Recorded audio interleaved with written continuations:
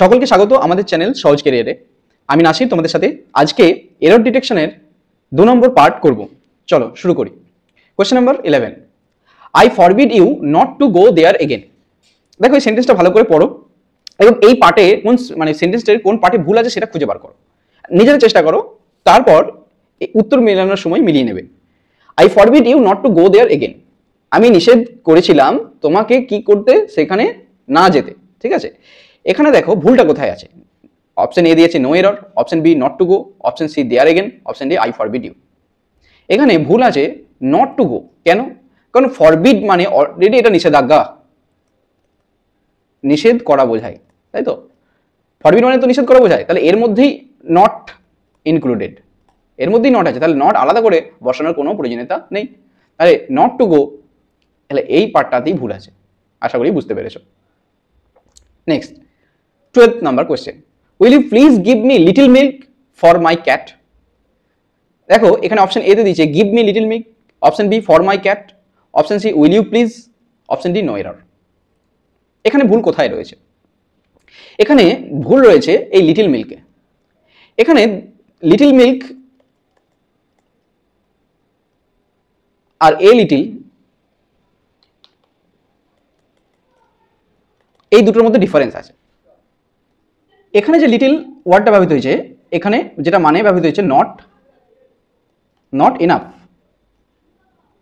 ঠিক আছে, আর এখানে যে এ লিটল ব্যবহৃত হয়েছে যে সাম অর সাম অ্যামাউন্ট, এই অর্থে কিন্তু ব্যবহৃত হয়েছে। তো এই লিটল এখানে একটা নেগেটিভ সেন্স এবং এ লিটল ওটা হলো পজিটিভ সেন্স। তো এখানে লিটল ব্যবহার করা হয়েছে অর্থাৎ যেটা যথেষ্ট নয় সেই অর্থে ব্যবহৃত হয়েছে, সেই জন্য কিন্তু এই লিটল মিল্ক এই পোর্শনটাতে, এই অংশটাতে, এই পার্টটাতে কিন্তু ভুলটা রয়েছে। তাহলে এখানে কোনটা হবে? গিভ মি লিটল মিল্ক, এই পার্টটা হবে উত্তর। আশা করি বুঝতে পেরেছো। নেক্সট কোশ্চেন নাম্বার 13, কি বলেছে? Whatever may be the origin of speech, we can be certain that man did not began to feel the need to speak until he began to live in communities. ঠিক আছে, option কি দিয়েছে? Until he began to live in communities, option B we can be certain that man did not began, option C whatever may be the origin of speech, option D two feel the need to speak. এর মধ্যে কোন পোর্শনটা ভুল রয়েছে? দেখো, whatever may be the origin of speech, that is totally correct. We can be certain that is also correct. Man did not began to feel, ভুলটা রয়েছে এই জায়গায়। এখানে কি ব্যবহার করা হয়েছে দেখো, ডিড নট বিগান, অর্থাৎ এখানে ডিড হেল্পিং ভার্ব ব্যবহার করা হয়েছে, তাই তো? ডিডটা হলো হেল্পিং ভার্ব। অন্যদিকে এখানে বিগান ব্যবহার করা হয়েছে, যেটা পার্টিসিপেল ফর্ম অর্থাৎ V3, তাই তো? বিগানের যে তিনটে ফর্ম সেটা কি? বেসটা হলো বিগিন, যেটার অর্থ হলো কি? এটা হলো V1, যেটা অর্থ হলো শুরু করা। ঠিক আছে, শুরু করা। বিগিন থেকে হয়ে গেল বিগ্যান, এটা হলো V2, অর্থাৎ V1, V2 এবং V3। ঠিক আছে, এবার এখানে অলরেডি ডিডটা ব্যবহার করেছে, ডিড নট বিগান। আমরা কি জানি যে ডিড প্লাস বিগিন তবেই কি হয়? বিগ্যান। বিগান কিন্তু হয় না, বিগান কিন্তু হবে না, কারণ এটা থার্ড ফর্ম। তাহলে V2 হতে পারে, কারণ এখানে পাস্ট টেন্স যুক্ত হয়েছে, দ্যাট ইজ পাস্ট টেন্স, তাই তো? পাস্ট টেন্স অর্থাৎ পাস্ট ফর্ম। তাহলে did plus begin is equal to began, কিন্তু এখানে ডিডটা ব্যবহার করেছে, অর্থাৎ বিগ্যান থেকে অলরেডি ডিড নিয়ে আনা হয়েছে, তাহলে কি পড়ে থাকা উচিত? শুধু বিগিনটা। এখানে কি হয়েছে? That man did not began করা আছে, এখানে হওয়া উচিত ছিল বিগিন। বুঝতে পেরেছো? এখানে হওয়া ছিল বিগিন। কেন হওয়া উচিত ছিল? কারণ did plus begin is equal to began, অর্থাৎ ডিডটা এখন অলরেডি নিয়ে নেওয়া হয়েছে, তাহলে কি পড়ে রইল? বিগিন। পাস্ট টেন্স হিসেবে ব্যবহৃত হয়েছিল, কিন্তু V3 তো হবেই না, তাহলে বিগানটা এখানে ইনকারেক্ট। তাহলে এই পোর্শনটা কোথায় আছে দেখো? Option B. So option B is the right answer. চলো next question number 14, I remember my childhood days when I was used to go to the farm with my father and help him in his work. ঠিক আছে, option A and help him in his work, option B when I was used to go, and option C I remember my childhood days, and option D to the farm with my father. এখানে ভুল কোথায় রয়েছে? I remember my childhood days, এটা একদম ঠিক আছে। when I was used to go, এখানে ভুলটা রয়েছে। কি ভুলটা রয়েছে দেখো, আমরা ইউজ টু লিখি যেটা আমরা হ্যাবিচুয়েট, আমরা যেটা অভ্যস্ত, কোনো কাজ অভ্যস্ত বোঝাতে আমরা ইউজ টু ব্যবহার করি। যেমন I use to draw picture, তাই না? তাহলে ইউজ টু প্লাস V1 আমরা ব্যবহার করি, তাই তো? কিন্তু এখানে কি ব্যবহার করা হয়েছে?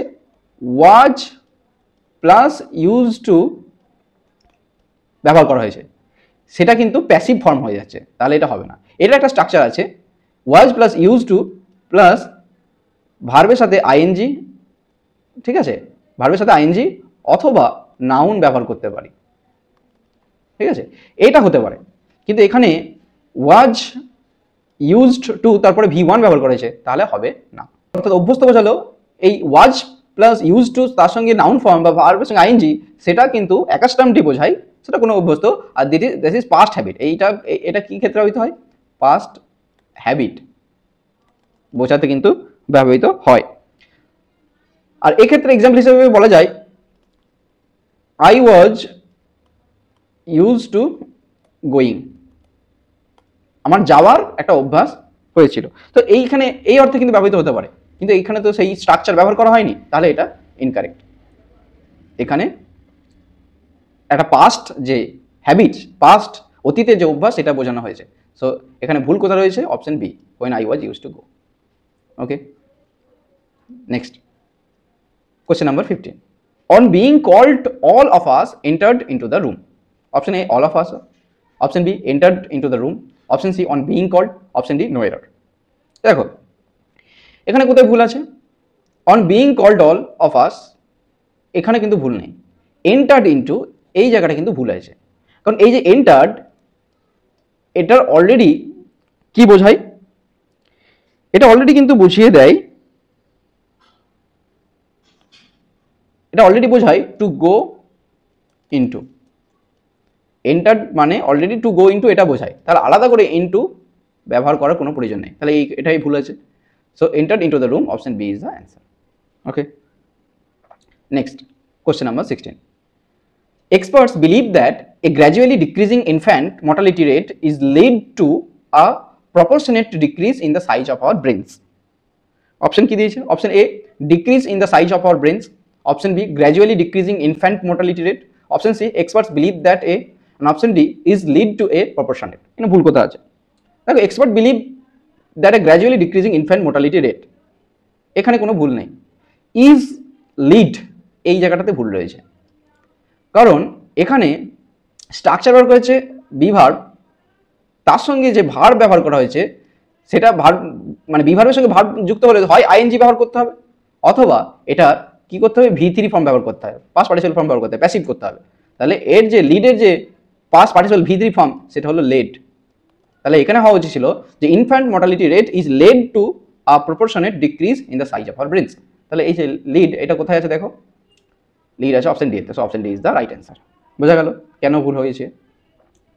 Next question number 17. The meteorological department predicted that the rains and thunderstorms may continue throughout today. এখানে দেখো অপশন এ দিয়েছে continue throughout today, option B predicted that the, option C the meteorological department, option D rains and thunderstorm may. এখানে ভুল কোথায় রয়েছে? দেখো, the meteorological department predicted, এখানে যে টেন্স ব্যবহার করেছে পাস্ট টেন্স V2, তাই না? এটা আছে পাস্ট টেন্স।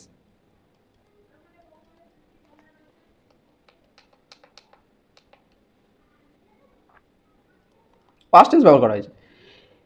তারপরে কি হচ্ছে? That the rains and thunderstorm may continue through out the day, কিন্তু এখানে কি ব্যবহার করা হলো? মে ব্যবহার করা হলো।